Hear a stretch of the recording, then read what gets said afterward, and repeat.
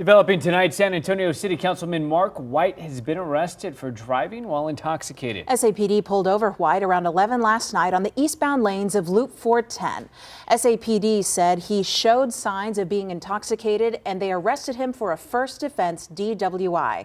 This happened almost exactly a year to the day when White's District 10 predecessor, Clayton Perry, was also arrested for the same thing. In that case, SAPD said Perry was involved in a hit-and-run crash while driving drunk. Perry stepped away from his council seat and later pleaded no contest to a DWI charge last April after investigators found he had 8 beers and 6 shots in just 4 hours. Now, we received a text message from Councilman White. He says, quote, "I did not feel intoxicated when I drove home last night. I never get behind the wheel when I feel as if I've had too much to drink, but that isn't the point. Nobody should drive even if they've had just one drink.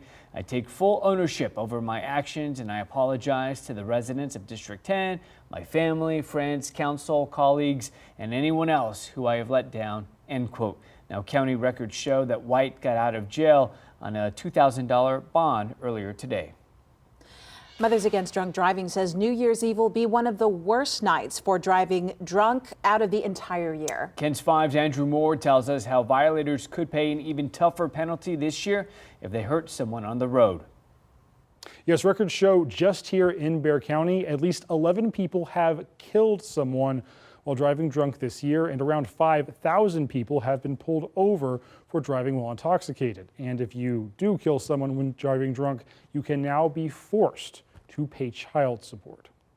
It's certainly one of those times of year where we do see an increase in impaired driving crashes. Last year, around New Year's Eve, the Texas Department of Transportation says there were 366 DUI-related crashes across the state, and 9 people died. MADD Regional Director Natalie Paulus says Texas already has stiff penalties for impaired driving, but this year penalties will be even more severe because of Bentley's law, which went into effect in September. The offender can be sentenced to pay what essentially ends up being child support.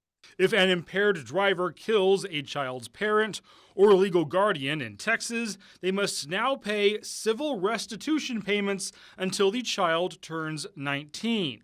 Paulus hopes it will make people think twice before getting behind the wheel. It certainly helps hold those who are making those decisions more accountable. Of course, even if a person doesn't hit someone when driving drunk, they could still pay thousands of dollars in fines and other legal costs, and even put their job at risk. Lastly, MADD says even responsible drivers need to be extra cautious this weekend, especially if you drive after midnight. We do see higher crash incidents during that time period in those early morning hours.